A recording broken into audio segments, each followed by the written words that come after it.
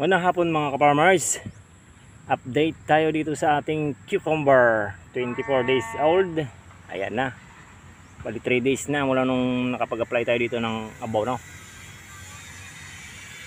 Dahil malago na siya, magpapabunga na tayo.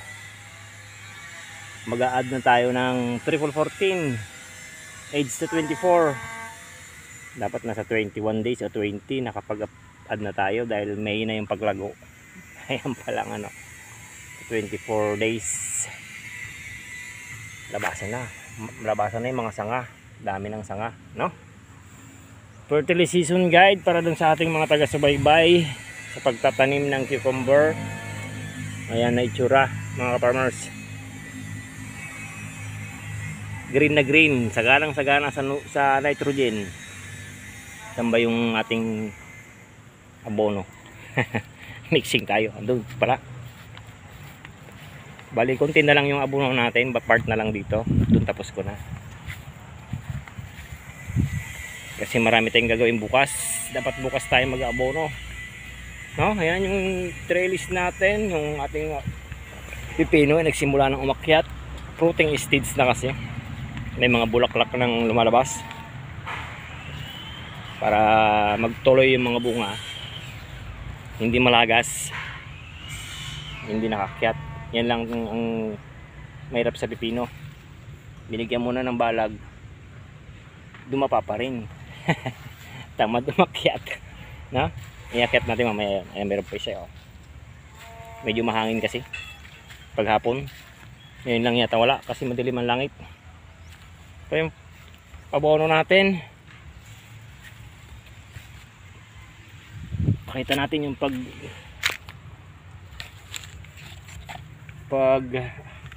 ito meron na, nakababad na to. Ay meron na rin yan, yung wala pa.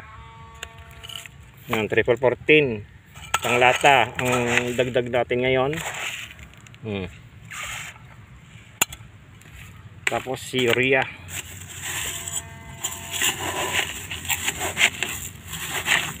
magpabunga na tayo. Yan, tig-isa. No, babad muna. Pwede namang haluin yan gamit yung lata para madurog yung triple 14. Pwede nang idilig, no? Tapos ang pagdilig, haluin mo natin to. Laging hahaluin kasi tumitining si ayan triple 14. Ayan, may mga puti-puti. Kulay white na, no? Ito yung lata, medyo malaki sa sardinas. Saan ba yung hindi pa nandiligan? Part dito, ayan. Rekta pa rin, isang lata, isang puno. Magpapabunga na tayo. Ayan, rekta sa puno, no? Alam sa mga nagtatanim kung gaano daw kalayo, rekta. Ang daming sanga, suwabe. Saan yung puno? Umiga pala. Yun, ang pagdilig, isang lata ng sardinas kada puno ang dinidilig natin. Kasi flowering stage na. Ayan, may mga bulaklak na doon sa ilalim. Bubukas na bukas yan. Tapos may mga bunga na rin lalabas. Ayan, sa may sanga. Maganda-ganda na itsura. Akala ko mababansot.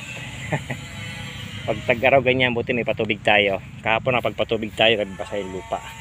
Nauna yung patubig bago abono. 3 days lang nakalipas, pang 3 days ngayon. Apply na tayo, dapat bukas. Yan yung itsura, 24 days old, dami niya yung sangka. Tapos may mga bunga nang lumalabas yan, ayan, sa may sanga. Tapos yung pag-pruning, hindi tayo nagpo-pruning dito, kasi sa dami naman yan. Hindi na natin maharap yung mag-pruning. Pakipakita rin natin yung pag-pruning kasi meron tayong mga nagtatanim na hindi ganun alam yung pag-pruning, mali yung pruning nila. No? Pero hindi pa ngayon. Kasi yung pruning ng iba, ayan yung bunga, tinanggal yung dahon. Kaya bumaloktot yung bunga. Ayan. Iba kasi yung pruning na tinanggal lahat yung dahon, iniwan yung bunga. Dapat ang pag-pruning hindi ganun. Yan yung tsura ni Mega C. Part dito Mega C. Ito naman si MacArthur. Update ko kay MacArthur. Akala ko upo. Ayan, 1, 2, 3. Pero itong nandito sa gitna, Mega C yan. Ayan, Mega C. Ito si MacArthur. No? Ayan, may bulaklak na. Female. May bunga na rin. Kung hindi mo nga lang ayan, kung hindi mo nga lang makikitang bunga niya ay pipino, mapagkakamala mong siyang upo. Tapos yung katawan niya ay ang lapad nung katawan mo. Ay nako. Tapos bawat dahon may bunga. Ang kagandahan nito may sanga.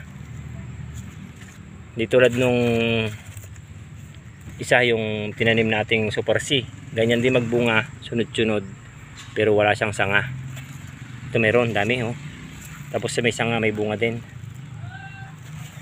No? Ayan yung itsura. Kaya para mabuhay niya yung bunga, nag-add na tayo ng triple 14 kasi may potassium, pampabunga, para magtuloy itong bungang maliliit na yan. Dami. No? Tapos kahapon nag-ani tayo ng talong. Ayan yung talong natin, ang kapal. Napuksan natin yung trips, kaya ganyan. Kapag maraming trips sa mites, lagas ang dahon yan. Mabunga pa naman yan. No?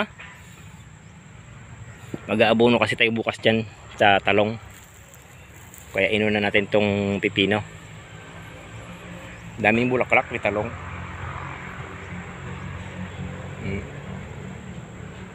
Yan. Tsura ni talong. Kapal. Ayaw na. Pero dito muna tayo sa pipino. Ayun. Nakasumpa. Ayan na. 3 row yung ating MacArthur. Nag-try kasi tayo ng MacArthur kung maganda. Kaso nga lang, meron tayong nagka-problema dito sa MacArthur. May nakita akong ganito. Nabansot, nangulot. Ayan. Na bakterya ata. May ganyan pala si MacArthur. Hindi inaasahan. Hindi katulad ni Mega C na talagang dire-diretso. Halos wala ka makitang ganyan. May maiwan man, maganda pa rin yung bulas niya pagka nakahabol, humahabol, ano? No? Green na green kasi nga puro urea ang ginamit natin, pinampabulas natin, urea ng urea hanggang sa maglabas yung ng sanga. Tapos ngayon, lumabas na yung mga bunga. Nag triple 14 na tayo sa edad na 24 days. Dito sa ating cucumber. Dito tapos na mag-abono dito.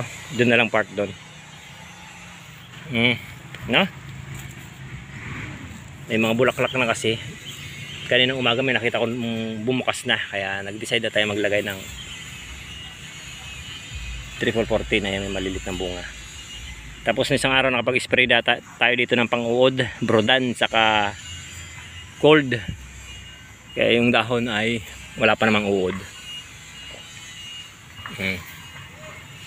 Talbos, gantong age kasi nagkaka-uod yan sa mga talbos. No? Itsura, kapal-kapal na niya. Kaya 1 meter yung spacing ng bawat puno. Expected natin makukuberan lahat yung balag natin. Dahil lahat ng sanga ay bubuhayin natin. Wala tayong iwanan, no? Ayan.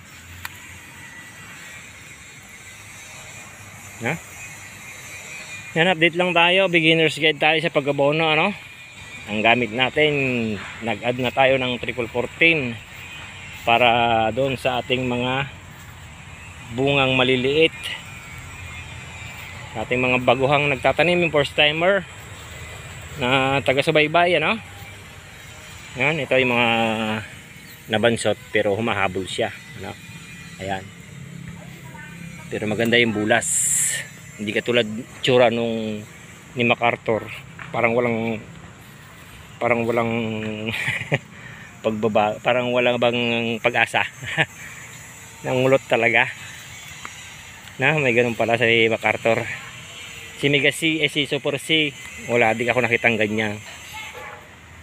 Pero ang ganda ng puno niya, kapal.